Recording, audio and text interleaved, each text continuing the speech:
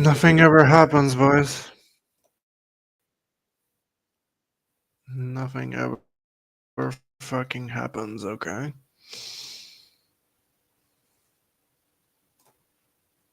Every time I start streaming, my thing offers me to translate the web page. I don't want to do that.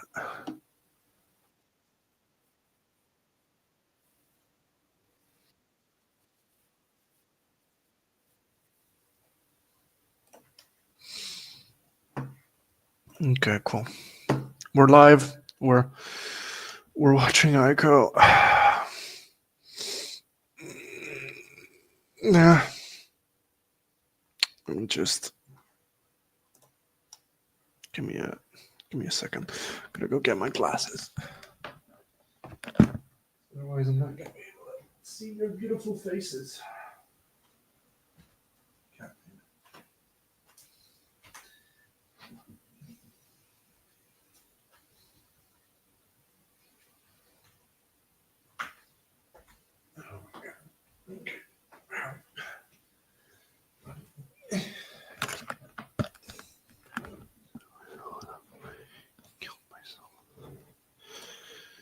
Okay.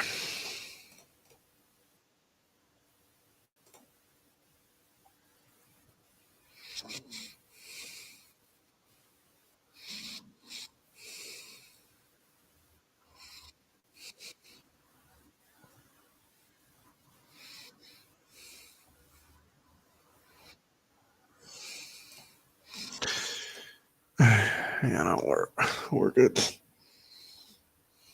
Okay. So we just share this with the gang. Where are we? Oh god. Where are my fucking stream notes? Here they are.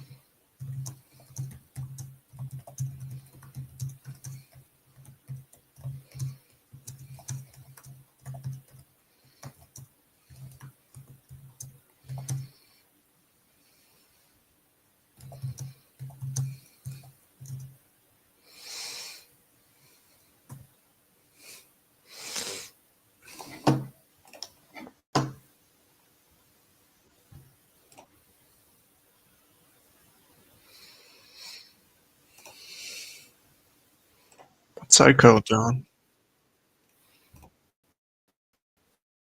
Ico is doing something.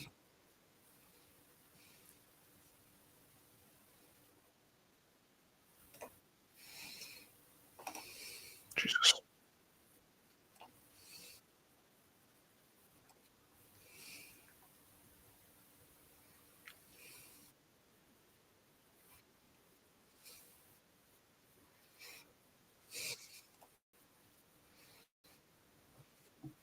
YouTube has its perks. Women love a man who cries. I hate Jake Whittle. He shows emotion. It was. But no, that's so not it though. Crying, I cry. It's Of course you do, Ico. good, We know. good, reasonable, whatever. Do not That's be why we love crying you. all the time. I will not believe it. Okay? But I might also True. just be traumatized from one of my exes. I will not believe it. The one from that overheard in New York post, just weeping and screaming, and then going in the bathroom and smashing his head against the wall, and that I just gave up trying to make him stop, and I just started going upstairs and smoking weed with my roommate at the time. He'd be like, "So he's at it again?" And I'm like, "Yep. All right, let's get stoned." It was Nah, one of those sucks. nights where you're up all night talking, and you don't realize you're up all night. Oh Lord, And- I have so much dating lore. It's absurd. I'm at Rose Place. Like, I'm in LA. Like, I'm surrounded by all this like crazy fucking. Oh, wait a minute. Oh, bleep There is them, something babe. I I'm want us talking about to- I love you, goddammit. There is something I want us to look into. And that's the Finn McKenty stuff.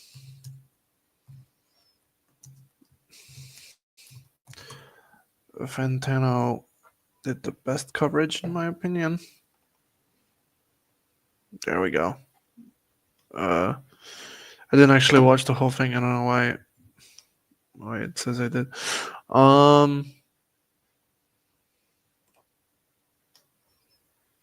Yeah.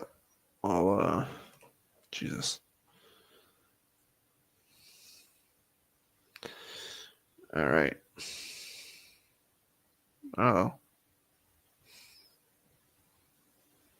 I got overlays on Streamlabs. Jesus fuck. Okay. Anyway. Man down, My guy Finn. man down, man down. Hi, everyone. Anthony Fantano here, internet's busiest music nerd. Let's talk about a bit of a tectonic shift that just happened on music YouTube. A fellow content creator on this platform who for a long time, really for a period of years, has operated in the music space, has recently called it quits. No more This is YouTube crazy, or by the way. music or even Twitch Insane, content. right? Totally done.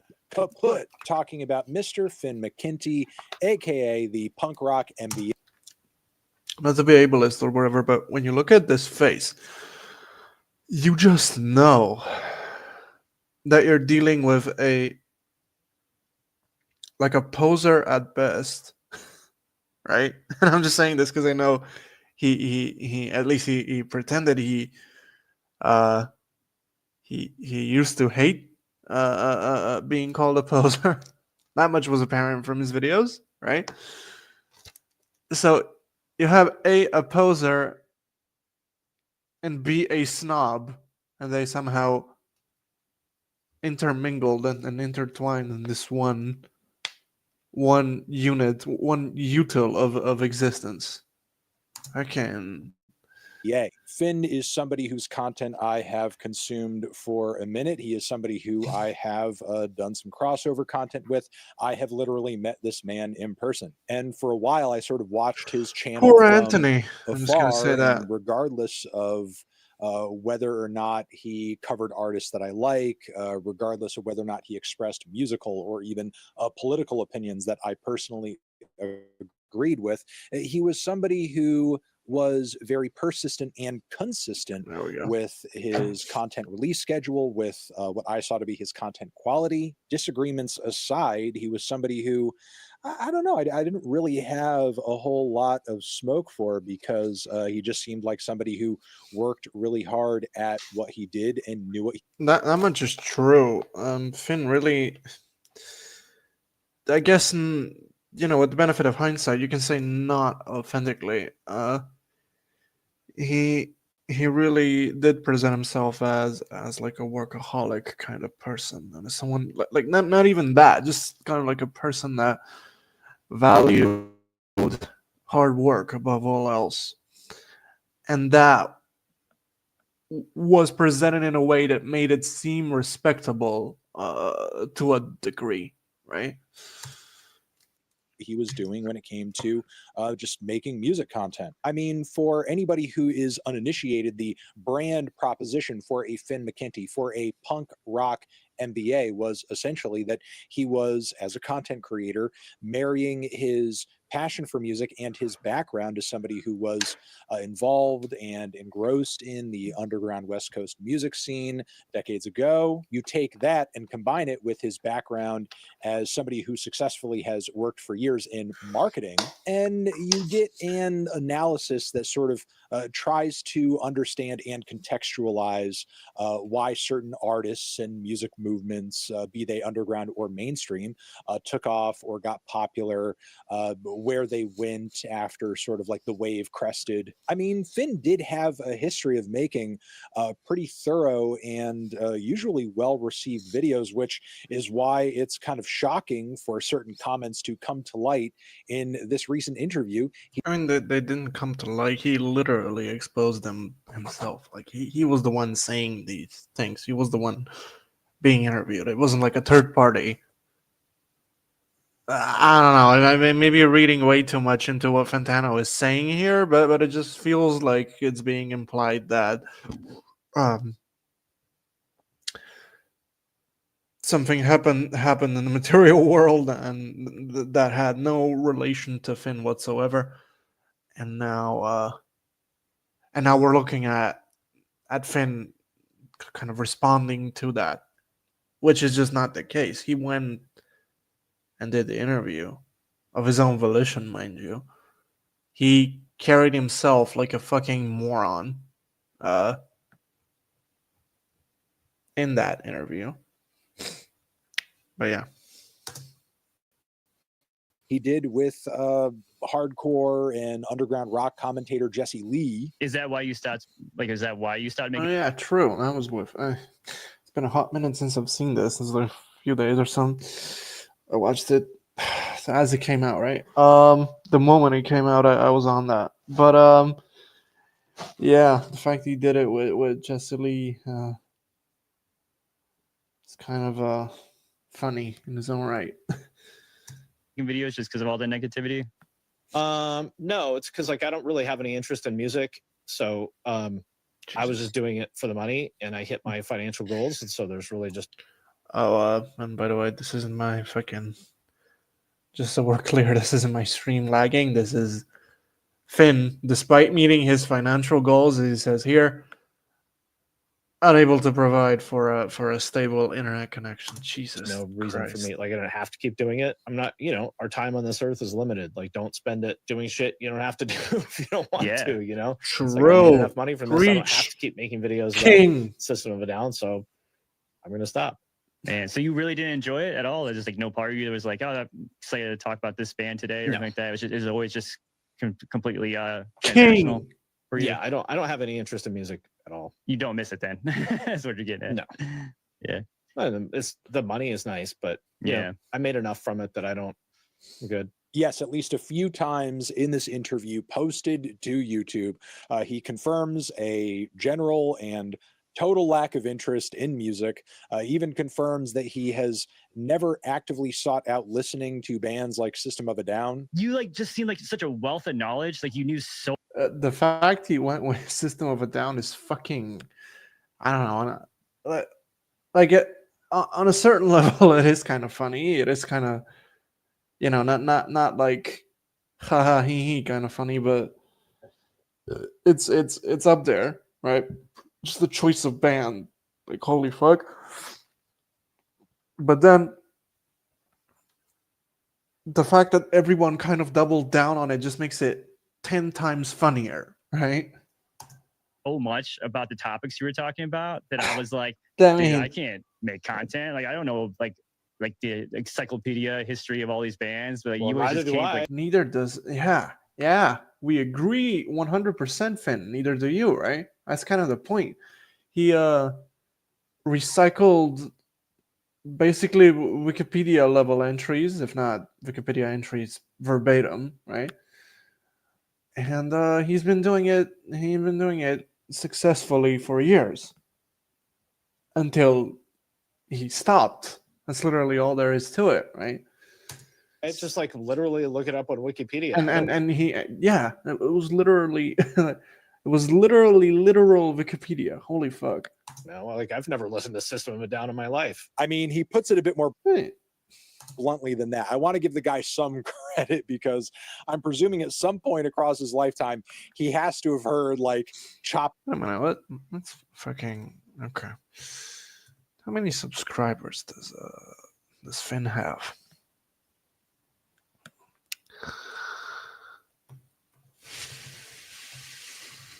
Punk rock NBA, right? Okay. The punk rock NBA. Rose got 600,000 subscribers. Okay. Cool. That's reassuring. What about his second channel thing? Finn McKenty. 159,000 subscribers. So this is 160. That one was whatever, right? 605.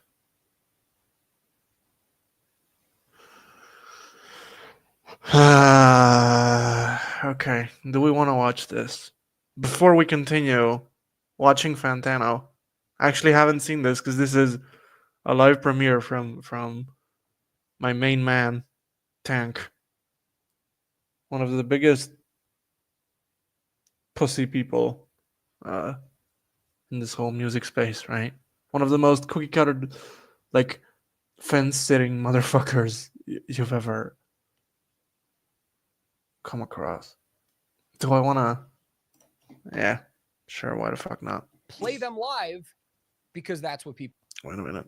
I gotta rewind a little. Jesus, don't care about your chat at all, fam. Oh, so this is a longer one.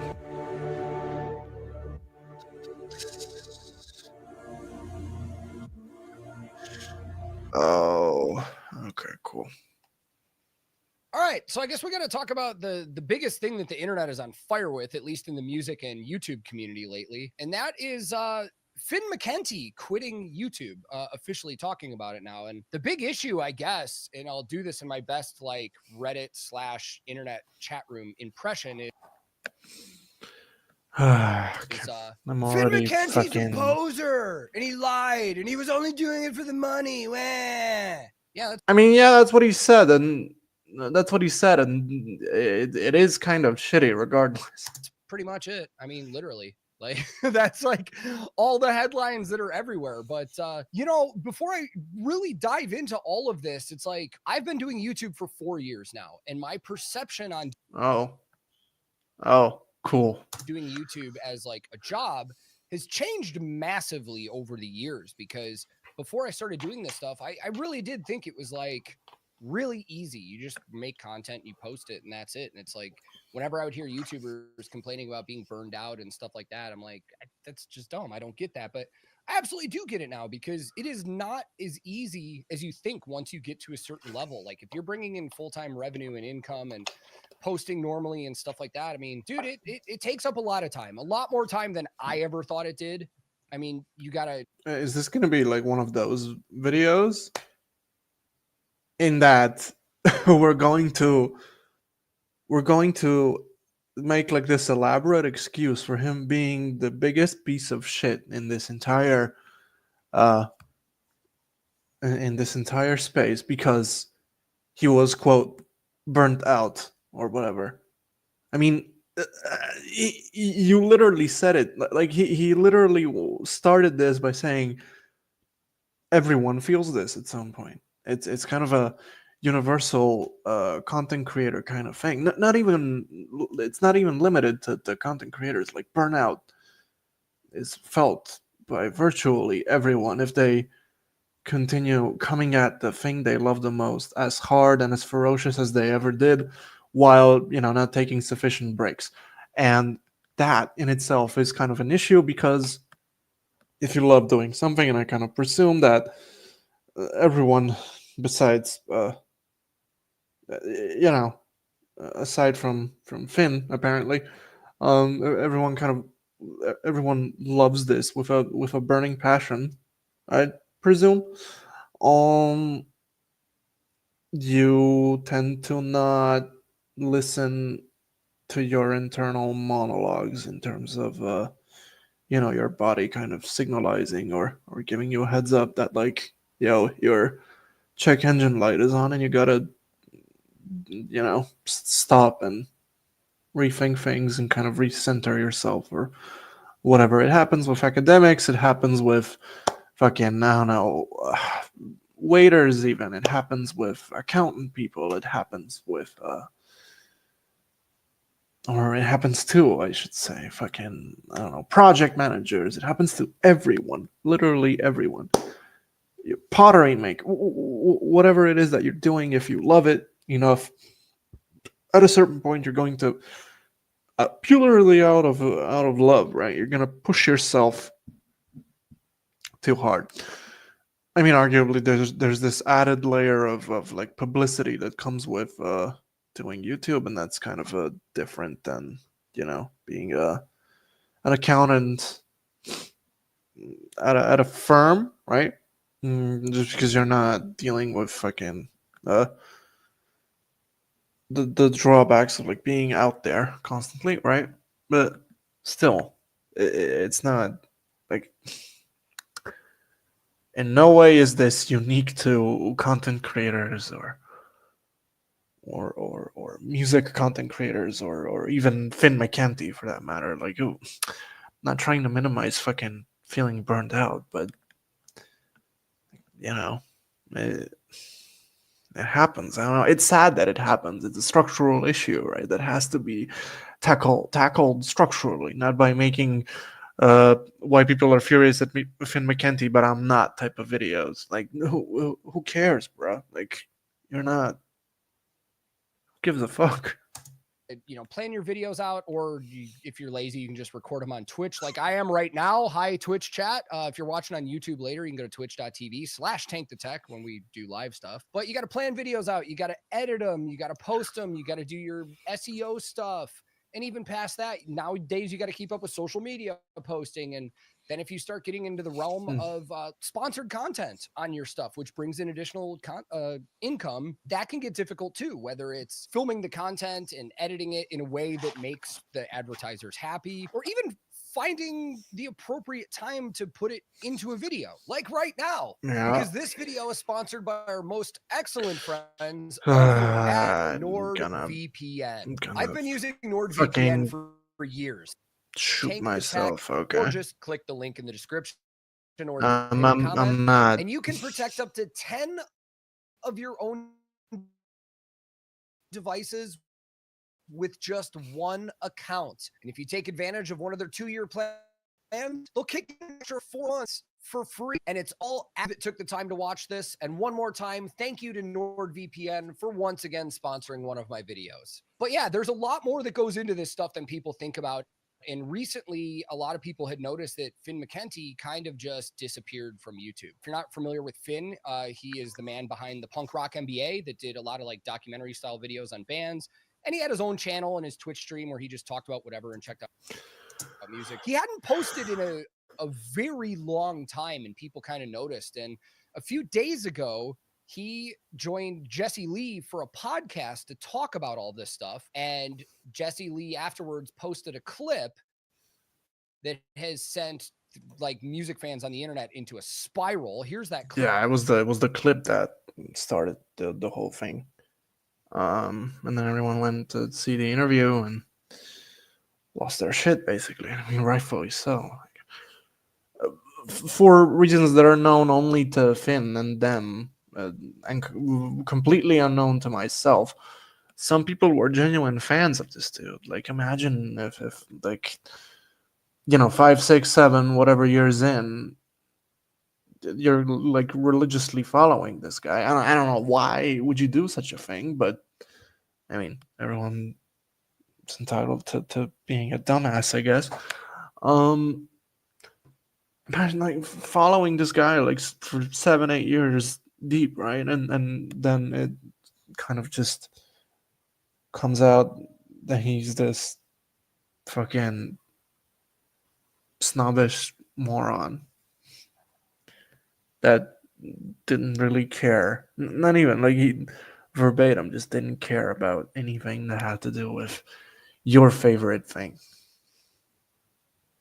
That's Clip really quick before foul we and go any foul. further. Why did Finn McKenty stop uploading YouTube videos? I don't have any plans to do anything on YouTube. Finn is one of the OGs in music content creation, and he's gained millions of views on his punk rock NBA channel and his second solo channel. So why did he suddenly stop? I don't really have any interest in music. I was just doing it for the money, and I hit my financial goals. Our time on this earth is limited. Like, don't spend it doing you don't have to do if you don't want Yeah. to, you know? So I don't have to keep making videos about System of a Down. Shoeless in chat just said he'll be back in a year. I don't think so.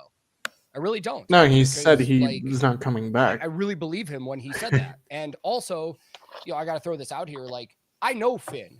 Like, I wouldn't say that we're like super close friends by any means. I've never met the guy in person or anything like that. But like, we talk away from content quite frequently. Like, we're in a Discord group together. We have each other's phone number. And we text a lot, and not just YouTube stuff. Like, we're both dads. We both talk about music stuff. Like, so I truly believe that he's done with YouTube. He has no interest in it anymore. But that clip has caused a lot of controversy online. Like, people are going absolutely crazy over it. Already just on YouTube alone, if you type in like Finn McKenty's name, like there's tons of videos. Like, the punk rock MBA situation is sad. You got Jesse's full podcast episode, which I need to watch. The real reason Finn McKenty quit YouTube. Thumbnail says can't take criticism. Finn McKenty, liar or fraud. My response to Finn McKenty bailing on his audience. It says ungrateful in the thumbnail. The well-deserved downfall of Finn McKenty. Finn McKenty / punk rock MBA is a dirtbag. Finn McKenty is a scumbag. So you can clearly see, like, people are. I mean, the guy was my man was a douche, right? It's not surprising that a lot of people didn't like him. It's two things. People that already don't like Finn for whatever reason are using this as leverage to not like him more. And they're also using it to make content. Like, we're making content about it right now because I actually find this situation fascinating, but also I think it needs to be brought up into a bigger picture. And I'll get into that in a second. But like, I think the fascinating thing about a lot of these posts, like the first video that comes up has 143, that person has 143,000 subs. But as you get down to these other videos, like 18,000, 39,000, 7,000, 136, 2,000, 700, 4,000. I feel like on YouTube, whenever stuff like this happens, a lot of the smaller YouTubers like to go after stuff just for clicks on bigger names. And Oh, so that's what you're doing. You absolute piece of human garbage. actually say that because What? Jesus Christ. Yeah. Stuff like this, like a thing like this happens. A guy that was posing quite literally, that's kind of like this veil of knowledge of music that kind of, at least implicitly, like it implies passion towards the subject. In this case, music. Turns out to be a pompous idiot and is like, no, I never actually cared about any of that. I don't give a fuck about music anymore. What else did he say in the interview? Now I do LinkedIn consultations or whatever the fuck. You're not focusing on that. You're focusing on sticking it to fucking smaller creators. Like, great. Fucking amazing. Yeah, people should be making content about these things because, like, why shouldn't they? I don't get it. Like, the guy was a piece of shit, honestly. And now he's getting his due diligence. Like, who gives a fuck if someone is like farming content? Why is that an issue in this? Like, why are you choosing to focus on this? Who cares? I've done that when my channel was smaller. So like that's a thing. Yeah, there you go. Like clickbaiting and rage baiting and stuff is definitely a thing. Yeah, as Polka Metal just said, got to ride the trend. I mean, Finn McKenty SEO is probably skyrocketing right now, so everybody's getting on it. I'm getting on it. Here we are. And while I'm sitting here editing this video, I actually just wanted to jump in really quick because I have another point to make on this, like people making videos about Finn. I think it's a fair assumption that none of these people that are making videos about this have ever actually had a conversation with the guy or know him past what Why is that a prerequisite for anything ever? Like, they know of him how is this? Oh my god, I'm gonna. I don't feel good. on screen. I mean, that goes for a lot of YouTube creators and content creators. Like, as much as you guys see my videos, a lot of you don't actually know me past the Yeah, no shit, dude. Like, screen. Jesus. And you know, I maintain that I'm still pretty much the same anyways, but you get the point that I'm trying to make. Because No, in these no, I really videos, don't. there's some pretty I really don't. horrendous things that are being said. And some people go as far as making some pretty vile accusations against Finn and his family and stuff like that. And it's just crazy to me that people don't think about repercussions of the things that they're saying. Like, this is Insane, a guy right? that has a Insane. Insane. Because God forbid someone actually tackles this subject, someone smaller than you or Finn, while Finn is free to dip on his audience in such a vile and honestly in such a fucked up way. Like, why are you letting this guy run scot free and dissing everyone that is quote riding the trend? Like, are you honestly, like, this level of dissonance is astonishing, to say the least. family and a wife and a kid, and some of the things that are being thrown out there are just horrible. And again, I wouldn't say we're close friends, but I've talked to him enough to know what kind of a person he is, and I've even asked him about some of these things I've seen, and I know none of it's true. It's just really disheartening to see that. Like, this is the internet that we live in, man. People just throw things out there and they don't even think about how it's affecting stuff, like whether it's true or not. I can't even imagine like the mental state and the psyche that some content creators have because of all the things that are just thrown out there at them. So I kind of just wanted to bring that up. Like, you know, there's a lot more to the people behind the screen than people even realize. What is this video? Why am I Some even of these things that watching are being this? thrown out there are Jesus. extremely damaging and can definitely affect people. But anyways, let's just go back in. All the headlines. You know what else can affect people? The fact that the person they looked up to for years turns out to be such a fucking doofus that they just kind of dip on them out of nowhere and are like, "Oh, MBD guys, I was never actually, just so you know, like BTWs, I was never actually part of anything ever, and I was just using you for money and whatever." Like, bro. And he also, like, took a shit on all the people that allowed him to make this much money, aka the musicians. Like, he boasted about in that interview. He was all high and mighty about him, quote, achieving his financial goals.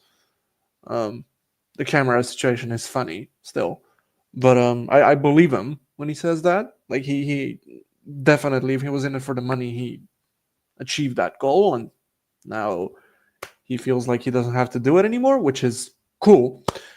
But it would have been even cooler if he were honest about it right from the start. I was like, hey, I actually don't give a fuck about any of this, and one day I'm just gonna dip. What a bunch of fucking retards, I swear to God. I mean, yeah, I Oh, get it. God. You got to get clickbait and stuff, but it's like, you know, Lamb Goat, Punk Rock MBA, Finn McKenty quits YouTube, claims I was only doing it for the money. Formally announces retirement from YouTube. I was just doing it for the money. Reddit. I don't even want to read through the comments on Reddit at this point, but it's like, you know, our metalcore, our hardcore, they're all talking about it and going crazy right now. But here's the thing. What are they supposed to do? I get where he's coming from. I Of course you do. Of course you do. 100% understand where he's coming from. First of all, as a content creator, I understand what it feels like when you feel the need to crank out content without actually being into the Bro. subject that Bro. you're The level of mental gymnastics you have to, like the mental agility you have to fucking, just personally speaking, to excuse this kind of behavior from like a public figure with a lot of impressionable fans under his wing and shit. I don't know, you have to be either a fucking like a bombshell of a retard, right? Or just plain dumb. I don't know. There isn't any, like, what. covering. Like, do you guys think I want to make 4 videos about Tim fucking Lambesis in 2 weeks? No, but everybody else wants to see it. And I will say, Why are you making it then? Finn gave me some of the best advice I've ever gotten as a content creator. Once you realize it's not about what you want to make and it's what the people want to watch, like, that is when you're. Do you think a person like Fantano, or even somebody smaller, do you feel like a person like Dan Frampton, for instance? Shout out Dan. If you're watching this, do you feel like someone like Fantano or Dan, or even what's that guy that had a whole mental breakdown thing and now he's kind of on the low, but the one that took that picture with Ethan and his wife.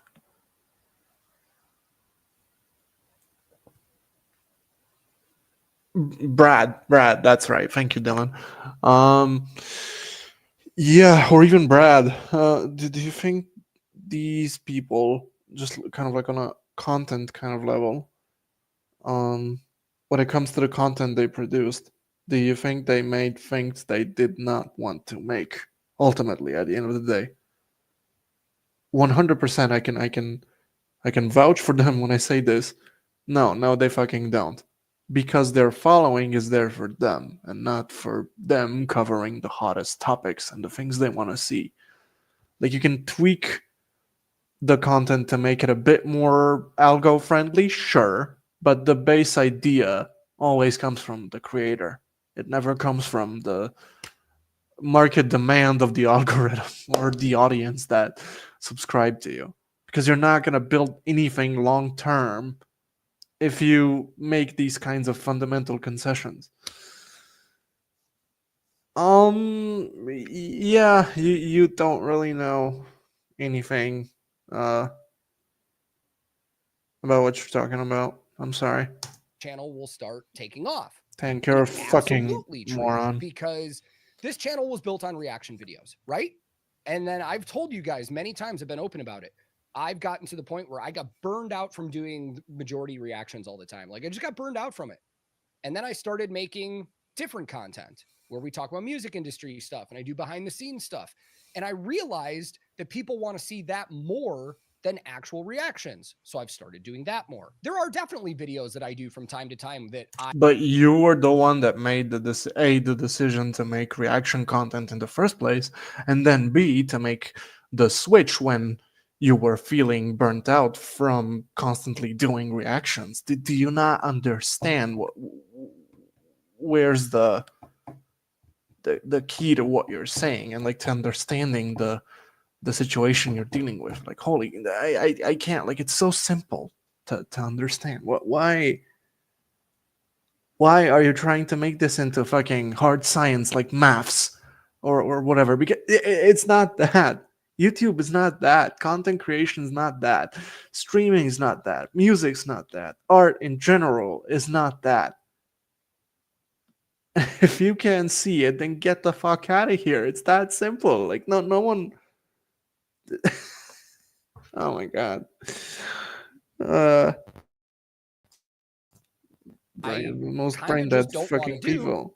But I know that that's what people want to see, so I do them. Now, where Finn said that he absolutely has no interest in music, I found that a little hard to believe because I'm like, surely if you didn't have any interest in music at all,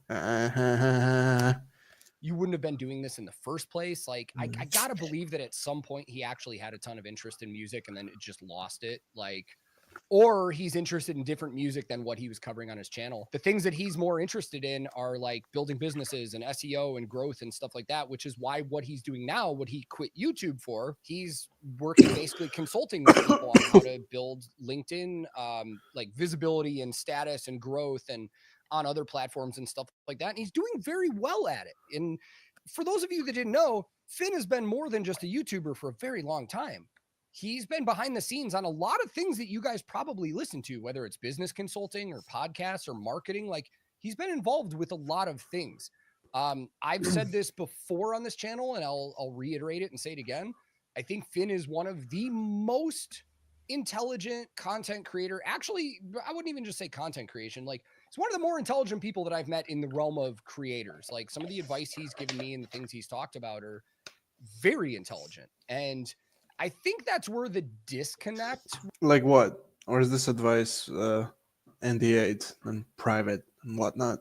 With a lot of people with Like what, Dank? Hit me up. him is like, they're like, oh, he's a poser and he lied to us and he was only doing YouTube for the money. Well, Yeah, that's what he yeah, said. he's super smart. He was making videos about topics. And I will tell you right now, like, there's a lot of people out there that aren't going to want to hear this. I'll tell you this right now. 99.9% of content creators out there, if they were not making it, I'm gonna barf. Like, Jesus, fuck. Bro. What? What are you even saying right now?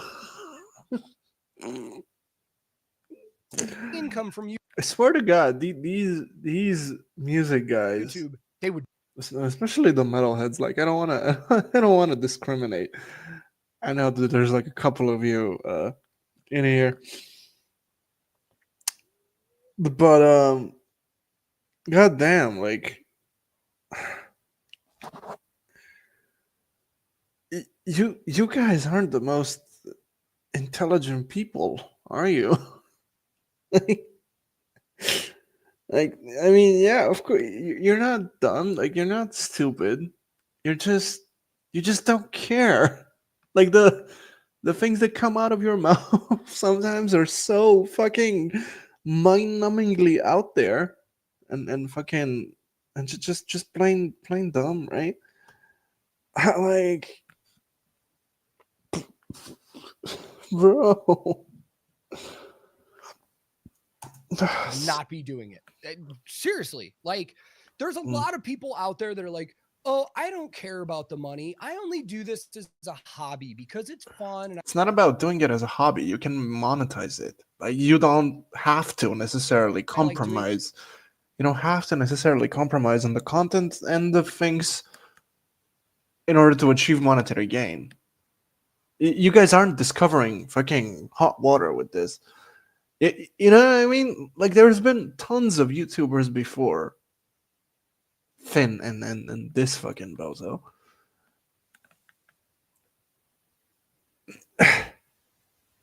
Why are you guys treating this like like it's some sort of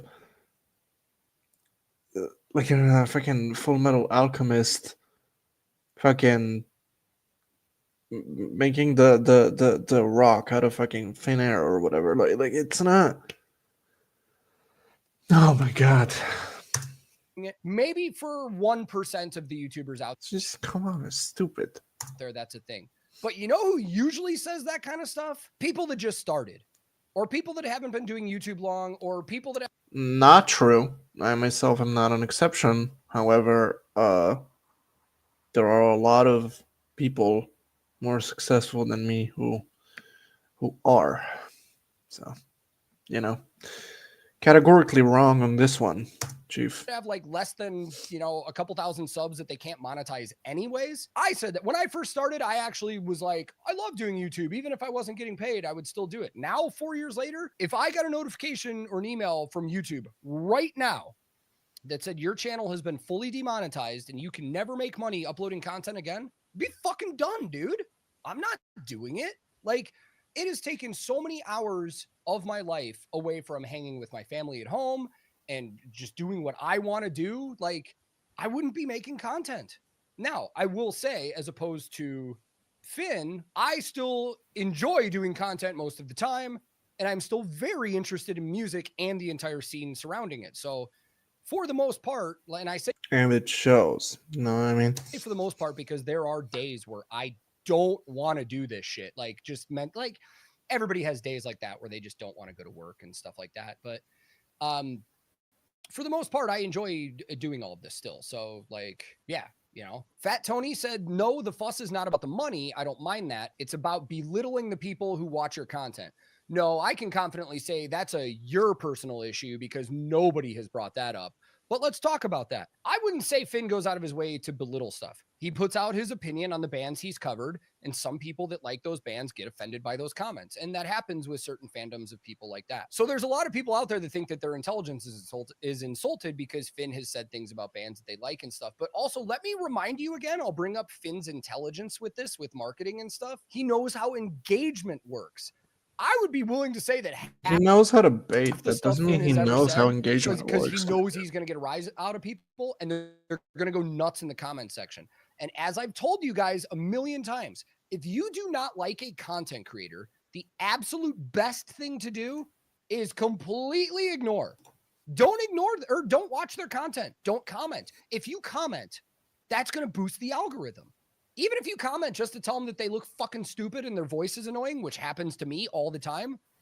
Cool, man. Like, tell me every time you want, because every comment is a boost to that algorithm. So I do think there is a sense in the back of Finn's head that it has always been there, that he knows when he says these things, he's going to get the engagement. So in a certain sense, you guys kind of fell into that trap. I'm not trying to shame you. I'm just saying, like, that's what happens on the internet. No, but you are. And if you weren't such a pompous moron. Nowadays. Creative Minds said the difference is earning money through manipulation. How is it manipulation, though?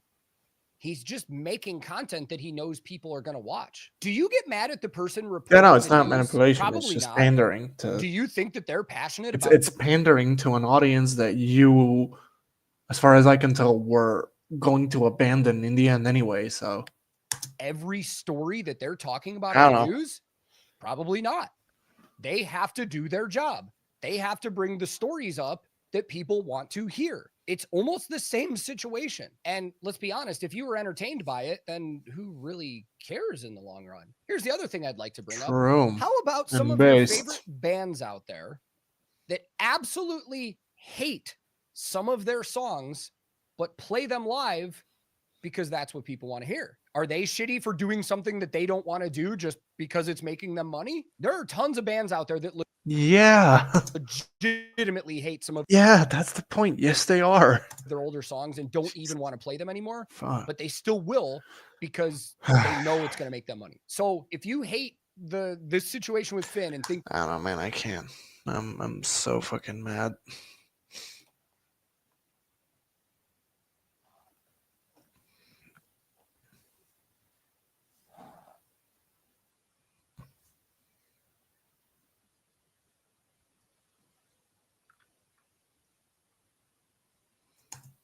Suey in passing, no. But yeah, despite the fact that this man has made content about System of a Down, he claims to have never really listened to them, which I guess you have to presume is the case for maybe a lot of the artists that he talked about on his channel on a regular basis. But when you know what?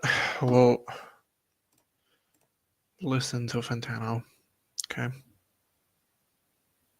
We'll listen to Fantano, and I'm gonna do this goofy thing. You know what? We don't even have to listen to Fantano. Fuck that. We're gonna go straight to the source. We're gonna listen to the entire, like, we're gonna listen to the original interview, okay? Jesus, why is it not? Okay. Finn McKinney interview.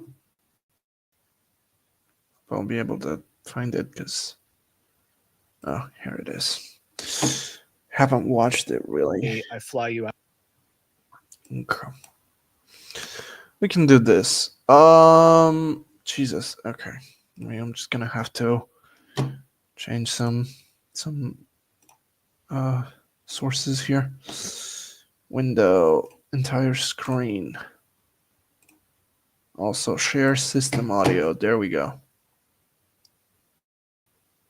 Got it. Okay. There we go. This is me.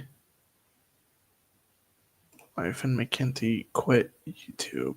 And that's it. Why did Finn McKenty stop uploading YouTube videos? I don't have any plans to do anything on YouTube. Finn is one of the OGs in music content creation, and he's gained millions of views on his punk rock NBA channel and his second solo channel. So why did he suddenly stop? I don't really have any interest in music. I was just doing it for the money, and I hit my financial goals. Our time on this earth is limited. Like, don't spend it doing you don't have to do if you don't want to, you know? So I don't have to keep making videos about System of a Down. Also on the show, we talk about whether bands are really to blame for high ticket prices, the powerful effects of nostalgia, how he now helps others grow on LinkedIn and YouTube, and he also shared his 2 biggest tips to making your videos go viral. The amount of views that any video is going to get is going to be a product of 2 things. Number one, topic is the most important thing. Of course, title and thumbnail and stuff like that's important too, but topic is the number one thing. And then how is sort of the second part of that.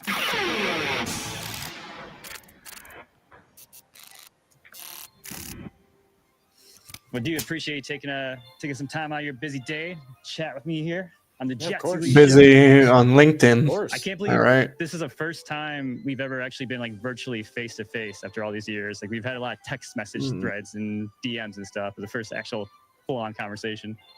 It's like our weird, first date after being an online couple for months, and finally I fly you out, Right. and we're like, so what do you want to do? Want to Right. play It turns some out I'm Smash real. Brothers? Yeah. Yeah. Like, you don't look exactly like your pictures, but Right. we It's can close enough. we can work with it. Dude, you were actually one of the very first kind of music YouTubers I started watching. And like you actually like kind of scared me away from even trying content creation initially. Why because is like that? you like just seemed like such a wealth of knowledge. Like you knew so much about the topics you were talking about that I was like, dude, I can't make content. Like I don't know like the encyclopedia history of all these bands, but Well, you were neither just do came, I. like, It's just like literally look it up on Wikipedia. I don't know. Like I've never listened to System of a Down in my life. well, yeah, and that's what you said. I heard you say that one time in an interview. You're like, yeah, I just basically read your Wikipedia page and show up some pictures and some context, and which is crazy because like you would think like you'd have to have like a vast like knowledge of these bands, like a deep appreciation to, but you said you kind of just looked at more like almost like a product basically, Yeah. right? Yeah, there's some Clowns. where I know a lot. We can go if with I'm clowns. friends We with can have someone in a fun. band or something like that. They're very there's bricky, some but where- yeah. Whatever, I saw them when they first started out 25 years ago or something like that. There's some of those where I definitely know a lot just from sort of personal experience, but the majority I would say I don't. Yeah. What made you start making videos in the first place? The reason I started YouTube was back in 2017. I think it was September of 2017. And I kind of found myself in a place in my career where I had done a lot of stuff that I was proud of, that I thought was pretty cool. For anybody who doesn't know, I guess most people know me from YouTube, but my actual sort of career has always been in product design and marketing. So I started doing that kind of, I guess the first like real kind of design job I got was in 2002, I think. Yeah, 2002. A guy named Chase Jarvis, who some people know, he's become sort of a really well-known photographer and started a company called Creative Live. Back then, he was just sort of a local photographer, and he had an ad agency. At the time, I sort of ran into him at the print shop I worked at, got a job there, did some stuff for like Nike, Nintendo, Red Bull.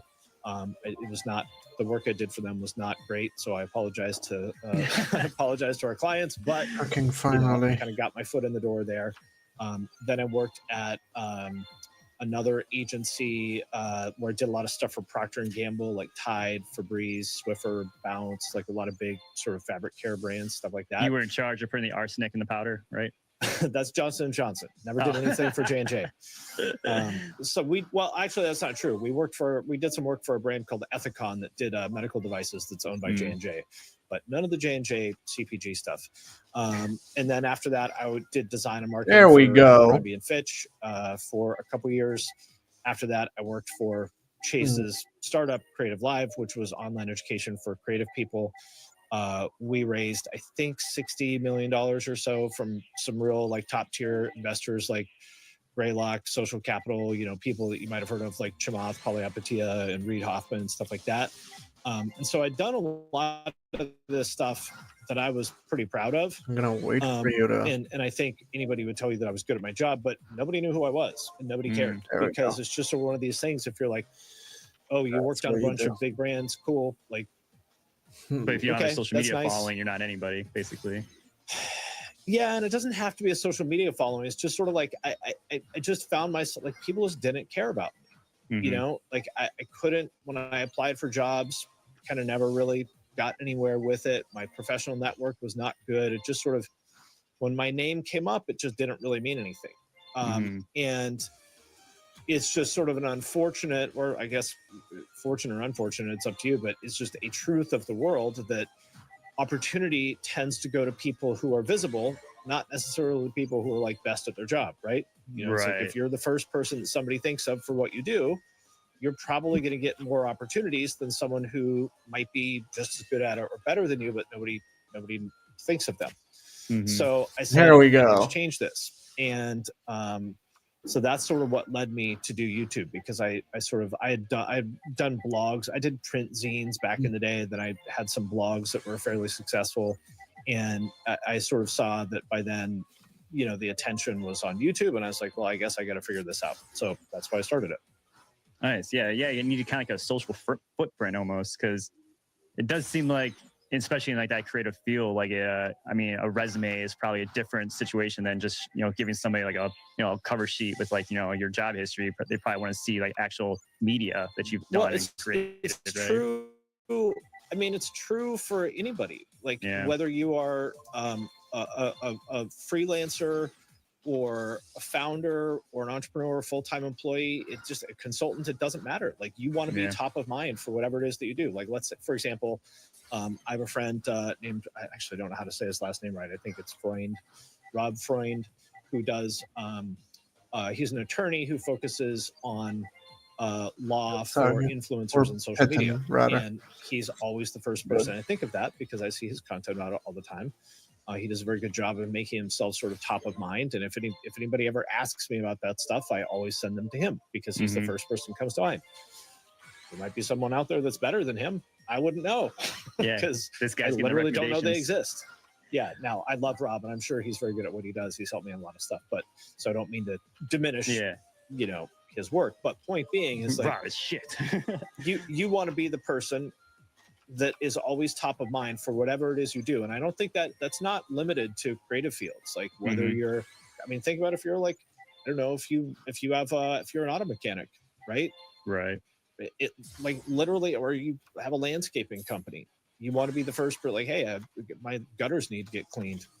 Who do I call? Well, it's probably if someone has done a very good job of like saturating whatever local radio, with their jingle, you're like, oh, that fucking stupid jingle that I've heard 9 million times. I guess I'll call them. Dude, 100%. Like my entire house flooded like last summer.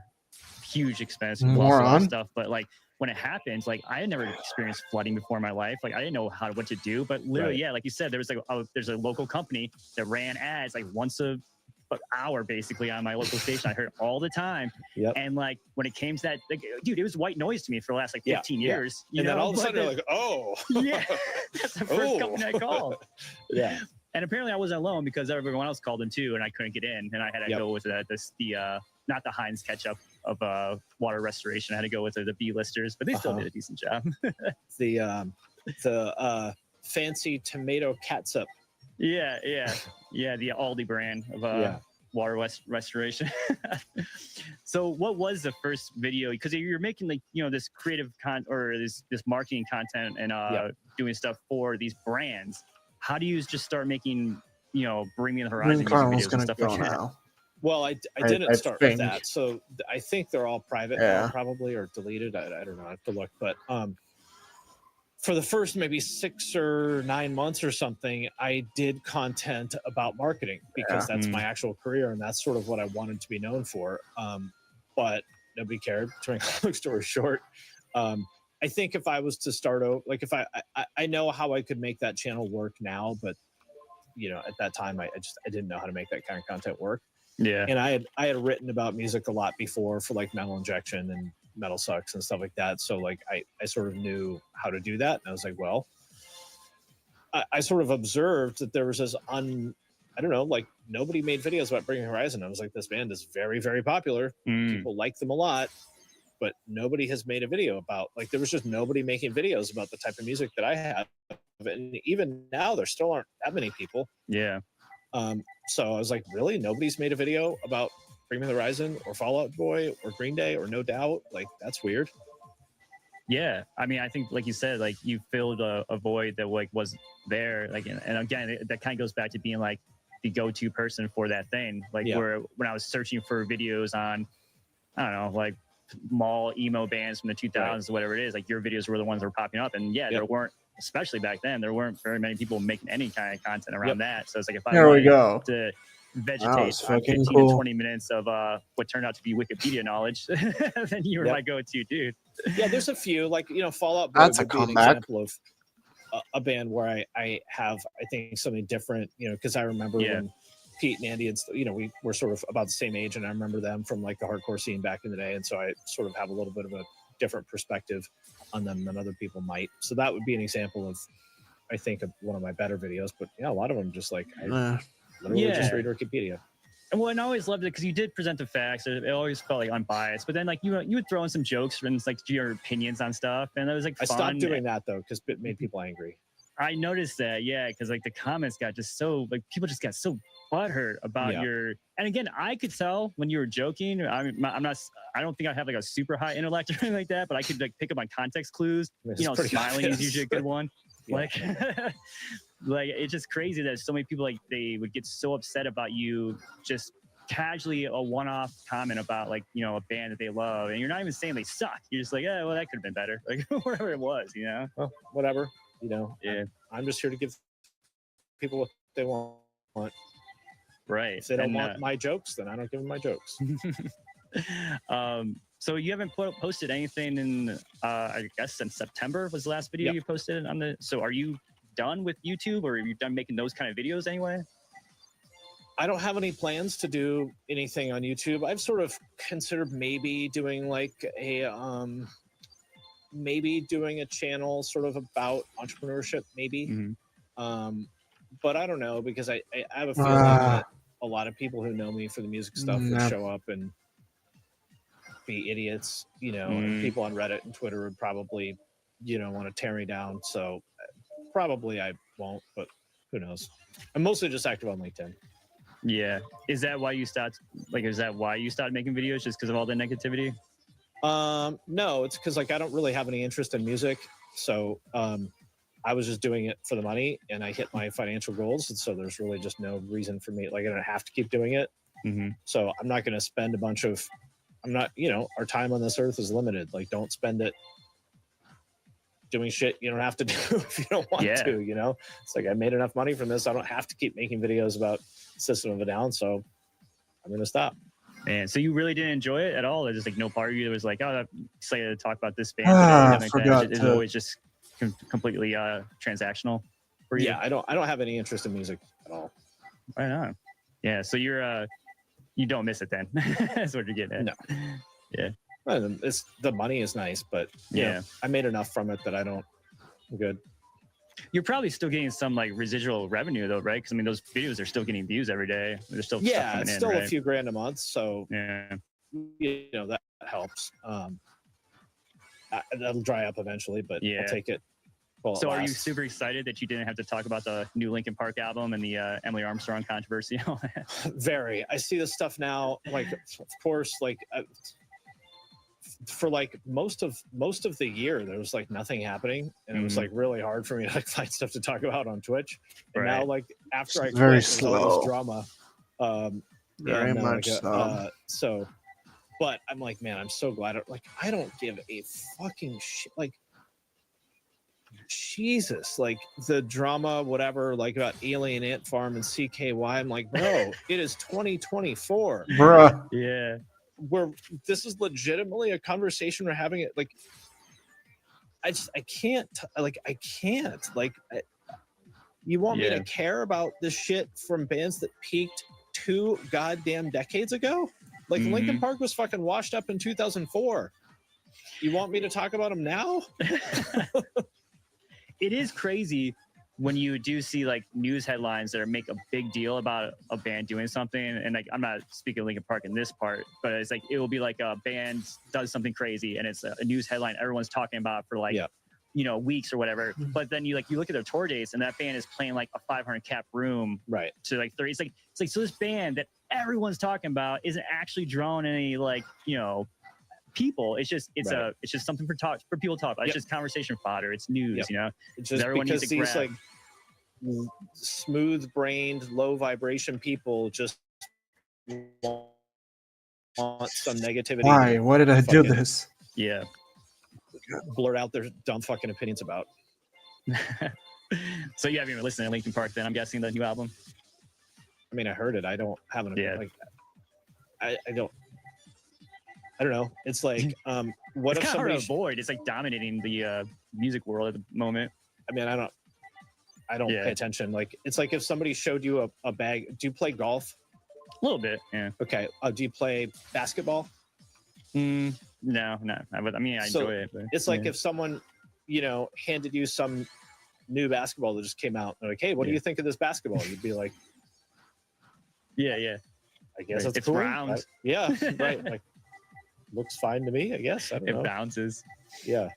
Yeah, I mean, people are giving me shit. Not a lot of people. A couple people giving me shit in comment sections about like posting so much about Linkin Park, and it's like, it's the biggest fucking band in the world right now. Like, it's the band that everyone's talking about. Like, of course I'm gonna post it by it. And then like one dude is like, I wish you talked about like more underground bands. It's like, well, you know, Nobody I do would post care. about newer bands, but yeah, whenever I do post about the newer bands, no one gives a shit. You know, Yeah, no one.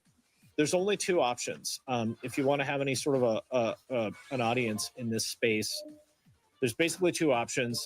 Number one is to talk about millennial nostalgia music, you know, anything that was popular on MTV from say 1999 to 2007 or so. The other option is talking about sexual assault. Those are really the only 2 ways you can get views. They're very buzzworthy, yeah. Yeah, I know. There was like somebody Finally open. open. Like, I post Jesus. about new bands all like he had a blog or something. It's like I post about new bands all the time on my Instagram, and I out of curiosity, I clicked on his page, and yeah, it's like all like 500 views, like 300 views. Like, I mean, whatever. if he's it's like, cool with that, it's good great. for him. Like, Yeah, that's great. It awesome. doesn't make you happy, but it's clear that people aren't watching it for a reason. You know, it's like, unfortunately, with the big names, where it dominates the cycle. Is what it is. Yeah, and I know why. It's because there's like all that stuff was a product of another time in which the monoculture existed. You know, when there weren't 500, and it's the same for like movies. The reason why all like the why there's all the remakes and stuff, like all the big brands were built in the era in which TV, radio, print media, you know, stuff like that could build stars and build brands and stuff like that. And it's too fragmented now. Like there's nobody, like there's hardly any like breakout stars of the last 10 years or so, really. You know, there's a couple people, you know, there's like Post Malone and maybe like Sydney Sweeney, and you know, there's a handful, but it's not like it's not like what was the last like must watch movie? There's like Barbie, you know, there's like one or two a year, maybe. It's just not the same. TV. When was the last TV show that mattered? Yeah. Do you think that's because of like social media and streaming and everything? Yeah, it's because the media landscape is so fragmented.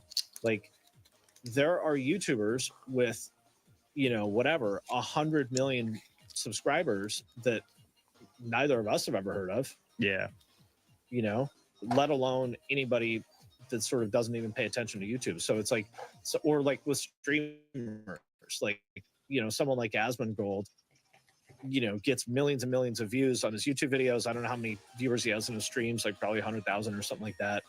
Huge streamer that is like incredibly well known. He's probably the biggest name in that. Who doesn't world. know of Asmongold? Yeah, and I have no idea who he is. Yeah, but if you don't follow, exactly. yeah. If you don't follow streaming, like Oh. you've never heard of it. Okay. So I think that's the era we live in. And there, I mean, how many TikTokers are there that get Right. millions and millions of views that I've never heard of?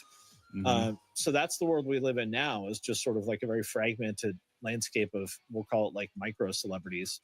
Whereas before, it's like it was the same 20 people that you would always see on TV, hear about on the radio, read about in magazines, whatever. Like when, the Paris Hilton kind of era, Mhm. I would say is probably like kind of the end of it. And if you look, most of the music and movies and TV shows and stuff like that, the biggest brands are still the ones that were built then. Yeah, I mean that's a really good point, because I think because of the way social media is built, like everyone can find their niche, everyone can find their like little thing that they like, and build communities on top of it. And yeah, you get giant superstars within those little kind of I don't know, mega spheres or whatever you want to call them. Yeah. And then then outside of that, like no, because it blows my mind how many times I find somebody on YouTube or any social media that has millions of followers. I'm like, I've literally never heard of this person, but they're by all accounts famous. Like at least in this group, it's pretty wild.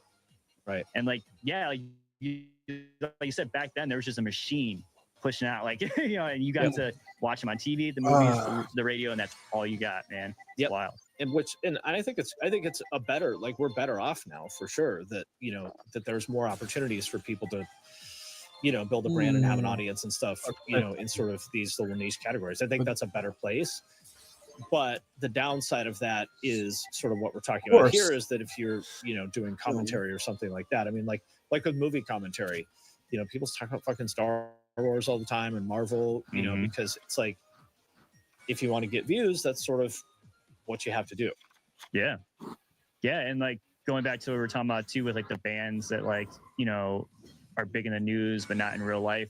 It's like the same thing on social media. Like I have so many like artists I know who like have millions of followers on TikTok, but then like they can't sell out, the venue they're playing on tour. And like they'll tell me, like I've had this conversation before, like the venue owners are like mad at them. They're like, I thought you were gonna move tickets. Like you have all these followers. I thought you were gonna move. I thought there's gonna be thousands of people here. It's like, it's not. It doesn't work that way, man. It's way easier to hit that follow button than it is to like get in your car and drive and pay $12 and stand in line. Especially like if you're, you think about also. I remember seeing this a lot with MySpace. There was a lot of these MySpace bands that were at the time getting millions of plays, which back then was a lot. And then I would go see them, and there'd be like 75 people there. I'm like, this is weird. But then I thought about it. And it's like, well, especially back then, most of the people following them on MySpace were like kids. They're like ninth graders, so who live out in the suburbs or whatever. So, a ninth grader can't go see a show, at 9 p.m. on a Wednesday in the city. Right. Unless that's they a good have point, parents like mine. Yeah, I was gonna say I was unfortunately one of those. But so there's a small number of them who can do that. But it's like you might be their biggest fan. Yeah, you might be the biggest fan, but it's like your parents aren't going to give you a ride to the venue at 9 p.m. on a Wednesday. Yeah. Yeah, that's a good point. Yeah, it's not real. It's not tangible. Well, it's not. I mean, I know in the rock world, like literally the fucking only thing they care about is live events, like live ticket sales. That is the only thing rock people care about. Like nothing, everything else is bullshit to them other than live ticket sales, which I think is incredibly fucking stupid, but that's how they think. What do you think they should be focusing on? Well, I mean, for me, I sure wouldn't want my business to depend on having to travel 200 days a year. Right. Because that's not sustainable. That's a good way to fucking wreck your mental and physical health and relationships. Oh yeah. I mean, you can't do that. I mean, even people like say corporate execs that travel that much a year, like it's fucking, and they're doing it, they're flying, they're getting hotels and stuff. It still fucking destroys you. Oh yeah. Like that's not sustainable. So, I mean, I certainly, like if you can't make money, if you're getting millions of eyeballs on your shit and you can't turn that into money, like you suck. You know, like if the only way you can think of to monetize that is to fucking go get people to show up to a venue, like that's just you suck. Like how So could you think not like do they should that? be monetizing through like products and stuff I like that? don't care. Whatever. They can do whatever the fuck they want. I don't care. I'm not going to tell musicians are a lost cause. Like they can do whatever the fuck they want. I don't care. But let's put it this way.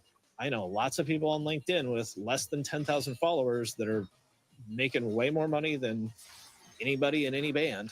Fucking fuckboy over here. Yeah, I mean, you know, the price of these concert tickets are so crazy high for some of these artists too, and with like the Live Nation, you know, dynamic to pricing model, whatever, you know, and like a lot of that is a direct result of the fact that that's the only way anybody can make any money off of music anymore, or at least, you know, in the rock world and stuff. It's supply and demand. The reason why they're charging $500 to see a fucking band that was washed up 20 years ago is because people will pay it. Mm-hmm. If you don't like it, stop paying it. I mean, it's like, why in the fuck would My Chemical Romance not charge you $400, knowing that there's a bunch of rich millennials, or maybe millennials that can't afford it but with credit cards, right? Knowing that there's a bunch of 35-year-olds that will pay it, why the fuck wouldn't they charge that? Yeah, it is interesting too that all these bands will like hide behind the Ticketmaster Live Nation apron or whatever, and be like, well, it's them, it's not us. Like, we're not saying, well, you have part of this, like, you have a hand in this as well. Like, I don't, it is so bizarre to me. This is another reason why I'm so glad to be done with this shit, is like, just, it's so bizarre to me that there's a world in which people don't want to just accept that supply and demand is a thing. Yeah. Like, why should a band have to apologize for the fact that like people want to buy their shit? Right. It's not like, am I doing something wrong? Like that 10,000 people want to go see us, and like, what should I charge them? Should I make less money? Like, would you do that? Like, would you tell your, hey boss, you know what? I don't really think I'm worth $25 an hour. Like, can we cut me down to 19? Mm-hmm. Of course not. Right. So it's sort of like, you know, if a brand is selling, like an upscale brand is selling clothes for an expensive price, no one's like shitting on them for the high price of clothes, you know, because that's the price of them. Like they're selling it's them like, at you that want a price. Balenciaga sweater, it's $1,500. Take it or leave it. Yeah, you want a Balenciaga sweater, you want to see My Chem live, you're going to have to shell out some money. This is what it is. Yeah. I don't want either of those things, so I don't buy them. So you're done with Twitch too, right? Are you not doing stuff on there anymore? Yeah, I quit that first, I think in June or July. Okay. So you started scaling back slowly but surely. So you're full on LinkedIn bro now, right?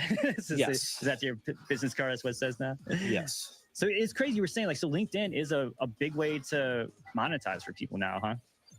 Yeah, I mean, it's great. It's like, people are there to do business, and these are like the cream of the crop. Like, these are not scrubs. Right. These are the smartest, most high performing, high achievers in the fucking world, and they are all on there, and they're there to do business. Like, if you have a compelling offer, people there will pay you for it. Like, it's not hard. Well, I'm just going to say it's easy, but like, if you're good, people will see it and they'll pay you for it. Right. It's simple, not easy though, right? Yep.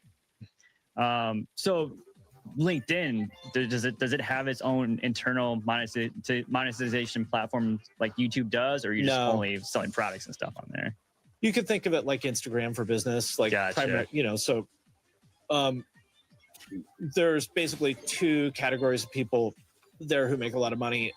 One is people like me who are consultants that sell a service. So I help people grow either on YouTube or LinkedIn, and you pay me $3,000 and we go through this program. And then at the end of it, I'll help you grow one of those, you know, at the end of it, you have a blueprint for how you're going to do that. And then I help you make some content. There's lots of people who do something similar to that. You know, say like career coaches or people that, you know, or SEO, you know, consultants, people like that, like service providers. And then the other group of people that make a lot of money there are B2B SaaS marketers. So for anybody who's not familiar with that, B2B means business to business, SaaS means software as a service. So let's say that you sell, for example, like your job probably has some software you use to like, well, definitely has some software you use for like managing all your employees, for like payroll and all that type of shit. And, you know, when you log in and you need to get your your tax documents at the end of the year, like ADP is the big one there. So the lifetime value of those contracts, you're I don't know how much ADP shit costs, but it's probably whatever, $50 per employee per year, something like that. And so if you have 100 employees, that's $5,000 a year, and you're never going to switch that out really, because why would you? So Sorry, automated. Yeah, and it's a pain in the you don't want to switch that out. So once they get you, you're basically paying them $5,000 a year forever for something that requires very minimal effort on their part. Like they build the product once and they sell it to anybody. So there's a lot of people. So the lifetime value, let's say the average company lasts for 10 years and they're paying you $5,000 a year. That means the average value of a customer for this software is $50,000. So, you know, if on LinkedIn, you know, you sell this software and you spend a few hours talking to people, let's say you spend, I don't know, let's say you spend in total like 40 hours closing one of these deals. Yeah. 40 hours to close a contract that is likely to be worth $50,000 over the lifetime of it. Pretty great deal. Yeah. Oh, yeah. So that's sort of the second category of people I'd say that do really well on LinkedIn is people that sell like B2B SaaS. And like you said, like, it's kind of like you set it and forget it almost, because like once it's up and ready to go, like you may do some like back end, like, you know, troubleshooting when somebody has an issue. But other than that, like you're not on calls every day talking to these companies really. Yeah. It's pretty much do you have any some kind of support like, tickets and stuff pretty much set. Yeah. Do you offer any kind of like a passive income like that where like somebody can buy something from you and it's just like a like online course or something that they can refer to? No, I don't have any courses now. I might do that. The reason I don't have a course now is mostly because with the work I do, I think the details matter so much that I really want to be able to give people like individual attention. Meaning, so like when I'm sure people ask you questions all the time about, you know, growing an Instagram or whatever. Yeah. And the specific details matter so much. It's like, well, the reason why this video didn't do well for you is because like the first 5 seconds were a little bit too slow. You didn't hook them in the first 5 seconds. You should have said it. You should have said this in this way. You know what I mean? And it's like you want to be able to give people that kind of really specific individual feedback. Which you just can't. Blanket advice. Yeah. I mean, there's nothing wrong with courses. And I might do one someday, but for now, I really like being able to give people that like individual attention. So are you helping people, you're helping people grow on YouTube and LinkedIn, right? Yeah. Or is just YouTube? Okay. Yeah. So kind of it depends on your goals, kind of which one of those might be right for you. And is it just any like industry, any kind of like niche or anything like that? Or is there anything you're focused on specifically? I would say the people I do my best work with tend to be kind of half creative, half technical, because like that's my background. So like product designers, product managers, you know, SaaS founders, you know, user researchers, anybody kind of in that world. Like if you work on product of some kind, you know, in a sort of half creative, half technical role, I'll probably do my best work for you. Nice. But I'm open to anybody. I don't want you to give away the farm here or anything like that, but I know you said that we can't like, there's not really blanket, you know, tips or anything like that, but do you have like maybe like 1 or 2 big tips for somebody trying to create content on YouTube? Like something they could do to change up or to like get a bigger audience, I guess? Yeah. So, I mean, it depends, first of all, like what your goal is, sort of what your business model is. So if you are trying to, if your business model is like ours, which I would say is like an entertainment channel, your business model is going to be based primarily on AdSense and brand deals. And, you know, there's going to be some other stuff, but those are kind of be the 2 big ones. And so your goal there, this is going to be a huge misplay. And so the way I would think about that is that the amount of views that any video is going to get is going to be a product of 2 things. Number one is, so I think topic is the most important thing. Of course, title and thumbnail and stuff like that's important too, but topic is the number one thing. And it's going to be a product of number one, how many people know about the topic. That determines the total potential audience for the thing. And then how much do people care about that topic is sort of the second part of that. Better than I thought. We can use a couple examples of this. Like let's say Uh-huh. Pepperidge Farms cookies. Everybody knows what those are, right? Right. People don't really care that much Sure. about it though. So that would be We're kind gonna of piss off tough. the Pepperidge Farm family right now. So I mean, who knows? Maybe I'm somebody gonna has a go video about cyber. Pepperidge Farms and millions of views, but that'll be a little bit tough to sort of well, actually, I'll use a better example. Let's talk about movies. So Okay. romantic comedies. Mhm. Romantic comedies are a category movie that everybody knows, right? Like say Bridget Right. Jones, you know that movie, right? Mhm. Like Of course, watch it yeah. every night. Yeah, I love romantic comedies, but so everybody knows about romantic comedies, but people don't care that much about them. It's very like just casual entertainment, which is the reason Okay. why there are not very many YouTube channels that talk about romantic comedies. Yeah, I'm not aware of any. If there is, I should look for one because I would that like sounds to watch very that. niche. Yeah, But it's weird because it shouldn't be niche because actually that stuff is those were like the biggest. That was the biggest genre of the 2000s, right? yeah. But so a lot of awareness for the topic, but not a lot of engagement. The flip side of that would be horror movies, which is not the biggest genre, but the people who know about horror care about it a lot. So That's that's the true, reason yeah. why there are lots and lots of YouTube channels talking about horror movies because of that. So that'd be Oh, like we're the gonna number go one thing Severance. I'd suggest anybody think about for YouTube is like topic selection is always the most important thing. Like getting back to what you're saying, like Linkin Park. Saying literally anything about Linkin Park is going to get more views than saying literally anything about some smaller metalcore band yeah. because of those two things. Because with these smaller bands, not that many people even know who they are. Do people care about them? Sometimes, sometimes not. But there are exceptions. So, for example, I would say Lorna Shore is sort of an exception to that. Yeah. That, or at least was, not to say that people don't care about them now. There was There a we time go. in which they were like everybody talked about Lorna Shore all the time. Yeah, like You know, Knocked Loose, those Yeah, kind of- exactly. Not the biggest bands in the world, but the people who know about them care about them a lot. Mhm. Sort of, anything in the kind of Nick Nocturnal kind of world. Right. Yeah, and also those things will depend on your audience because every audience is a little bit different. So your audience might care a lot about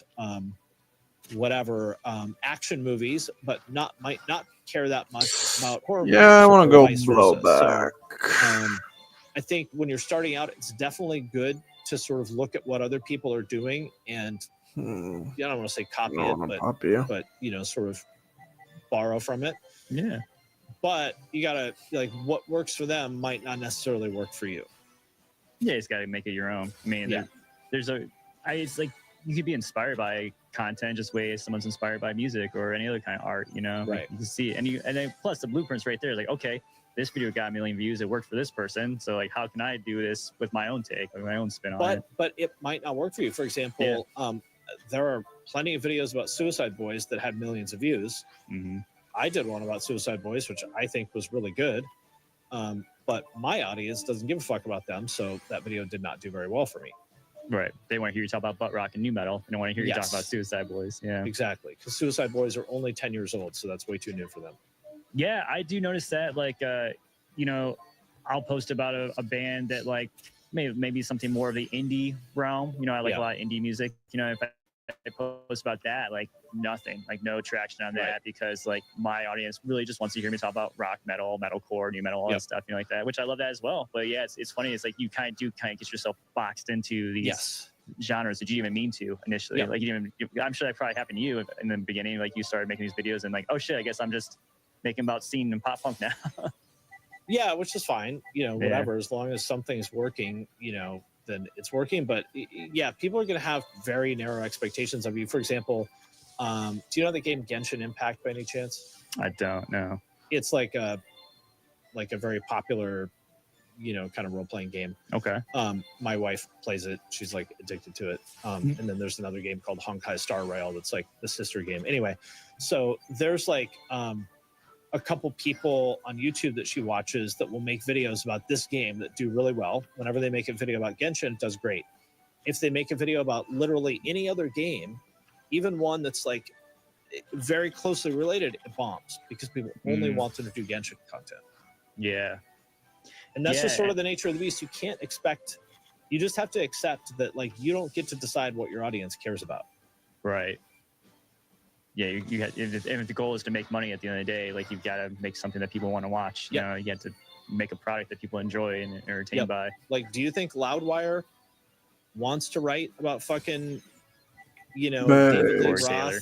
and Corey Taylor and fucking Def Leppard, or like, do you think they want to be writing about? No. It? Of course not. Tuck. Yeah. But it's- Which, it's what for people everyone want. listening, please stop making the "What does Corey Taylor think?" comments. It's the joke is It's so not funny. anymore. Yeah, it's not funny.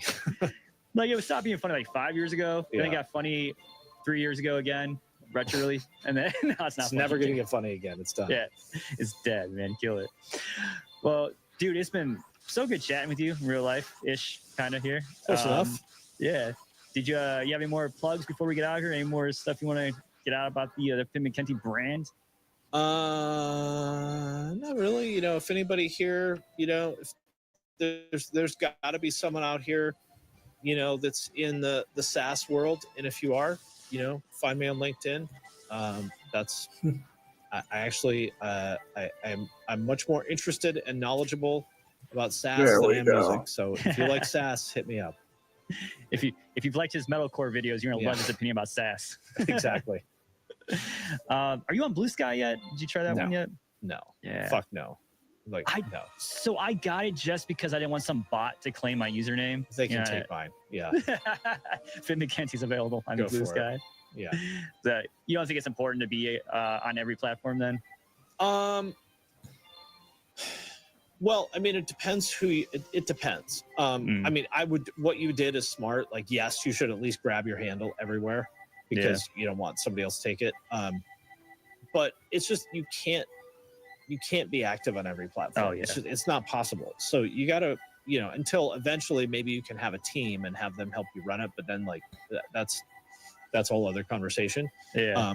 But you know, if you're one person, you got to pick one platform and really optimize for. You can probably do a really good job on one platform and an okay job on one more, and that's about it. Yeah. So just you have got to a presence on the rest of them. kinda. yeah, you just got to Yeah. pick the one that you really care about. As far as Blue Sky goes, like the people who are on there are all like terminally online woke people who hate me. So the last fucking thing I ever want to do is fucking interact Yeah. with those people and have them call me horrible names more That's than they fair. already do. Yeah, it's weird. The Blue Sky feed is just literally like it's just people talking about how awesome Blue Sky is. Like it's almost like it's like a bot like app or something. Like I don't see any actual content on there. It's just people like, So- man, Blue Sky's so Yeah. cool. I've gained thousands of followers this week. You're like They're all gonna get tired of it in Yeah. a fucking week. You know, just like whatever. Threads. Yeah, and Mastodon and Yeah. like what I mean, or if it doesn't, cool, good for them. I don't give a shit. But like, you know, it's all the like super left wing people that don't like Twitter anymore because of Elon, and those are the last fucking people on the planet I want to interact with. So Might as no, well. thank you. There you go. So go follow Finn on LinkedIn, find him on YouTube, go claim his handle on Blue Sky Do it, and do it. impersonate him, Yes, cosplay as do it. Finn. Please do. And for everyone listening to this, if you enjoy this episode, please share it with somebody that doesn't suck. All right? Take it easy now. And bye-bye. Goddamn moron, right? Mm.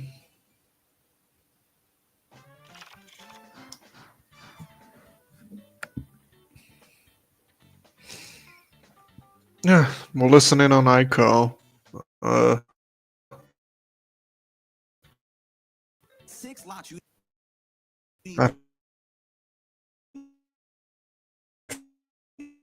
After the summer. Well,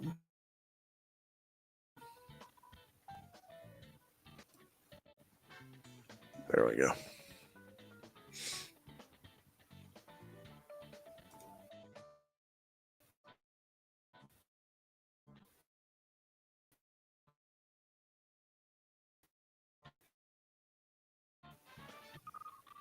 ways, all right? Because this dude had 6 lots. He was dealing a little bit of drugs and stuff, but I was like, 6 is, come on.